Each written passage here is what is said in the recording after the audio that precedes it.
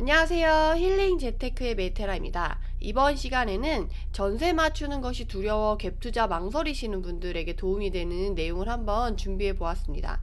작년 연말에 투자했다가 전세 맞추기 힘들어가지고 고생하신 분들이 꽤 되시거든요. 그래서 이제는 전세 맞추는 것이 너무 두려워서 투자가 망설여진다 하시는 분들이 꽤 많으시더라고요. 그래서 그거 관련한 내용과 그리고 세를 낀 매물을 투자하는 것과 세를 맞춰서 투자하는 것에 대해서도 알아보려고 하니까 많은 관심 부탁드리도록 하겠습니다. 본격적인 내용에 앞서 공지 하나 드리자면 현재 메디테라의 투자지역 분석반 6기를 모집하고 있어요. 그래서 대선 전후로 지금 투자를 생각하시는 분들, 그리고 내가 지금 수도권을 봐야 될지 지방을 봐야 될지, 그리고 수도권 안에서도 어떤 테마를 봐야 되고 어떤 애들을 봐야 될지, 그리고 지방에서는 소액 투자를 한다고 하면 어떤 지역을 봐야 되고 어떤 테마로 가야 될지 전략도 모르고 지역도 모르겠다 하시는 분들은 아마 들어보시면 많은 도움을 받을 수 있지 않을까 싶습니다. 새낀 매매와 전세를 새로 맞출 때 차이는 어떤 건지 궁금하시다고 새낀 매매는 어떻게 하면 집이 잘 나가는지 주의할 점이 있는지도 새가 껴있는 상태에서 매도를 하려고 하면 입주 가능 물건이 아니기 때문에 일반적으로는 입주 가능 물건에 비해서 가격을 낮게 팔아야지만 매도가 되는 편이에요. 근데 물론 시장 분위기에 따라 틀려요. 집이 정말 없다. 그럼 새끼 매매도 그냥 뭐 그 가격에 팔고 시장 분위기에 따라 틀리다는 거죠. 근데 워낙에 정상적인 시장 상황이라고 한다면 입주 가능 물건과 새가 낀 매물 간의 차이가 있다라는 거죠. 그리고 새가 낀 상태에서 매매를 하려고 하면 세입자가 들어가 있으니까 실수요자는 들어올 수가 없잖아요. 그러다 보니까 투자자를 대상으로 해서 매도를 해야지만 집을 팔 수가 있는데 매수자가 투자자인 경우는 이제 갭의 차이가 너무 벌어져 있을 경우 가성비가 안 나와서 안 팔릴 수가 있으니까 그 갭을 좀 줄여놓은 상태에서 팔아야지만 팔 수 있다라는 그런 것들을 아셔야 되는 거고, 만약에 새낀 매매로서 최근에는 워낙 집값이 오르고 갱신청구권 때문에 만기가 됐을 때 갱신청구권을 쓰고 나면 내가 집을 사고도 실입주를 못 할 수가 있으니까 차라리 갱신청구권 쓰기 전 6개월 전에 한 1년 전이나 1년 반 전에 내가 새낀 상태에서 내가 내 집 마련을 하시는 분들한테는 또 팔 수도 있어요. 그런 식으로 새낀 매매 자체가, 그러니까 결국 집이 많지 않고 실수요자가 탄탄한 지역은 투자자가 아니더라도 새가 끼어 있는 집도 사가기도 해요. 그러면 실입주 하실 분들은 갭이 자본이 있다라고 한다면, 어느 정도 있다라고 한다면 갭이 커도 그걸 사간다는 거죠. 가격적으로 메리트가 있다라고 한다면 대출을 받아서라도.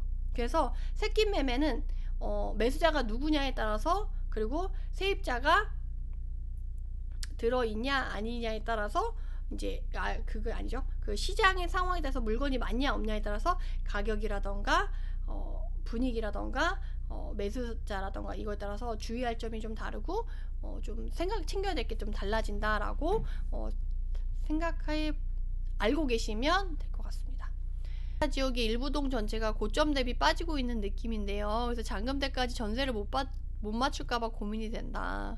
요새는 사장님들이 작년 하반기쯤에 전세 안 나간 거에 좀 뒤이셔가지고 전세 걱정하지 마 이런 사장님들이 몇 안 되더라고요.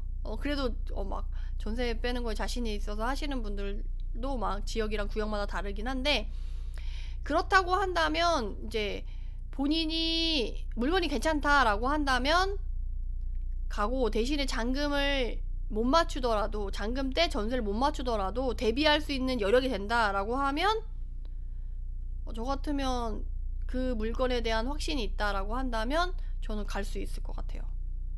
그러니까 잔금이 결국 전세가 안 빠져도 잔금을 못 줄 때가 걱정되는 건데, 매도자가 만약에 이사 갈 때 돈이 있어서 그 사람한테 이자를 만약에 잔금 때 못 맞춰서 잔금을 더 딜레이하는 식으로 이자를 주겠다라고 해서 그 사람이 내가 잔금을 그때 돈을 안 줘도 그거를 받아들여줄 수 있는 상황인지 확인해 보는 것도 첫 번째 방법이고요. 좀 이해를 못 하실 수 있는데, 그게 뭐냐면 전세를 맞춰서 그 돈으로 잔금을 쳐야 되는데 전세가 안 맞춰졌을 때 잔금을 치는 방법을 말씀드리는 거예요. 그래서 내가 전세를 못 맞추고 잔금을 치려고 해서 첫 번째는 본인이 융통할 수 있는 자금이 있냐라는 거예요. 내가 무주택자다. 그래서 대출을 받을 수 있다. 그러면 이제 중도상환 수수료가 들겠죠. 근데 그런 거랑 대비해도 우선 잔금을 칠 수 있다.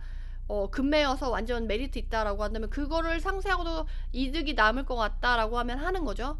그러고 나서 본인 융통자금 안에서 잔금을 치를 수 있다고 하면 잔금을 내는 거고, 두 번째 방법은 이제 잔금을 치러야 되는데 매도자가 이사를 갈 집을 이미 돈을 다 치렀고 돈을 안 받고 나가도 크게 문제가 없다. 그러면 매도자한테 대신에 잔금을 미뤄주 달라라고, 물론 근데 이걸 미리 하면 안 되겠죠. 잔금일에 가까워서 얘기를 해야겠죠. 잔금일에 가까워서, 그러니까 상황만 파악하고, 매도자가 돈이 필요한지 안 필요한지 상황만 파악하고, 잔금일 돼서 돈이 안 필요하다 그러면 내가 잔금을 조금 전세 맞출 때까지 미뤄주는 조건으로 해서 내가 몇 프로의 이자를, 그 잔금 못 낸 것에 대해서 내가 이자를 주겠다. 그럼 이자를 받고 내 잔금을 좀 미뤄달라. 뭐 이렇게 부탁을 할 수도 있는 거예요. 그래서 잔금을 할 방법이 있냐 없냐에 따라서 내가 그 물건을 가져올 수 있냐 없냐를 판단하셔가지고 해야지, 방법이 있다라고 하면 하는 게 맞을 수 있다라는 거죠. 그래서 전세 못 최대한 전세 맞추려고 노력을 하는 건 맞지만, 그리고 정 안 되면 전세 가격을 좀 낮춰서라도 뭐 빼는 게 더 괜찮을 수도 있어요. 그래서 그런 식으로 해서 저도 솔직히 왜 이거를 좀 길게 말씀드리냐고 한다면, 예전에 제가 목동이 2016년, 17년 이때 목동을 3,000갭에 들어갈 수가 있었어요. 근데 전세가 진짜 안 맞춰지는 거예요. 그래서 제가 전세가 안 맞춰질 게 무서워서 한 1년 뒤에 목동을 진입을 했었거든요. 그래서 지각비를 엄청 많이 냈어요. 그럼에도 불구하고 지금 또 많이 오르긴 했지만, 내가 만약에 전세를 못 맞추더라도 잔금을 칠 수 있는 모든 갖가지 방법을 동원해서 잔금을 쳐서 어떻게든 가져왔다고 한다면 지각비를 억대로 그렇게 내지 않지 않아도 됐지 않았을까? 저는 약간 그런 생각이 들었었거든요. 그래서 어떤 상황인지 모르겠지만, 만약에 거기에 대한, 그 지역에 대한 확신이 드시고 잔금 때 전세를 못 맞추더라도 잔금을 치를 여력이 됐거나 방법을 찾을 수 있다라고 한다면 전세를 못 맞출까봐 그 물건을 포기하시는 건 비추예요. 저도 그것 때문에 여러 번 지역을 많이 놓쳤었는데, 지나고 보고 그렇게 여러 번 해보니까 전세 때문에 무서워서 그 지역을 포기하거나 기간을 딜레이하거나 이런 건 그렇게 좋은 방법은 아니더라고요. 그래서 한번 그렇게 챙겨보시면 좋을 것 같습니다. 아니면 네 번째로 전세자가 그 잔금일에 맞춰서 들어오지는 않았지만 이후에 들어올 수 있는 전세자를 구했어요. 그 잔금일에 맞춰서는 안 되지만 그 이후에 들어올 전세자를 맞춘 거죠. 근데 그 들어올 전세자가 신혼부부다. 그러면 전세자금 대출을 좀 미리 받아서 좀 땡겨달라고 하는 거예요. 그 동안에는 이자를 내가 내겠다 라고 하는 거죠. 그래서 내가 결혼하고 나중에 들어올 거지만 내 잔금일에 맞춰서 내가 이렇게 해주면 이자를 너한테 조금 고리로 줘야겠죠. 은행 이자보다는. 뭐 그런 식으로 해서 너가 전세를 좀 일찍 나중에 들어올 거지만 돈은 이때 땡겨서 들어와서 내가 너한테 이자를 미리 줄게, 이런 식으로 하는 방법도 있어요. 그래서 뭐 방법을 찾는 거는 정말 다양하게 그때그때 매수자, 매도자, 전세자, 중개사, 사람이 달라지는 것에 따라서 정말 돈을 땡길 수 있는 여력은 많아요. 그래서 저도 정말 돈 1, 2천 가지고 투자를 할 때는 그런 모든 방법을 총동원해서 투자를 했었거든요.